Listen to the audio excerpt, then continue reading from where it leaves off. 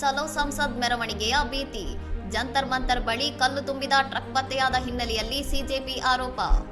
ಸೋಮವಾರ ನಿಗದಿಯಾಗಿದ್ದ ಚಲೋ ಸಂಸದ್ ಮೆರವಣಿಗೆಗೂ ಮುನ್ನವೇ ಜಂತರ್ ಮಂತರ್ ಬಳಿ ಕಲ್ಲುಗಳಿಂದ ತುಂಬಿದ ಟ್ರಕ್ ಪತ್ತೆಯಾಗಿರುವುದು ಭಾರೀ ಅನುಮಾನ ಮತ್ತು ರಾಜಕೀಯ ಆರೋಪಗಳಿಗೆ ಕಾರಣವಾಗಿದೆ.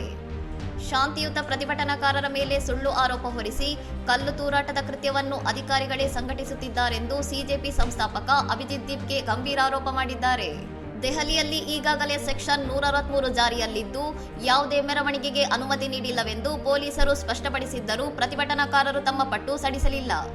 ನೀಟ್ ಯುಜಿ ಪರೀಕ್ಷೆಯ ಅಕ್ರಮಗಳು ಮತ್ತು ಕೇಂದ್ರ ಶಿಕ್ಷಣ ಸಚಿವರ ರಾಜೀನಾಮೆಗೆ ಒತ್ತಾಯಿಸಿ ಸಿಜೆಪಿ ಈ ಮೆರವಣಿಗೆಗೆ ಕರೆ ನೀಡಿದ್ದು, ಭದ್ರತೆಯ ದೃಷ್ಟಿಯಿಂದ ಸಂಸತ್ ಸುತ್ತಮುತ್ತ ಬಿಗಿ ಪೊಲೀಸ್ ಬಂದೋಬಸ್ತ್ ಕೈಗೊಳ್ಳಲಾಗಿದೆ.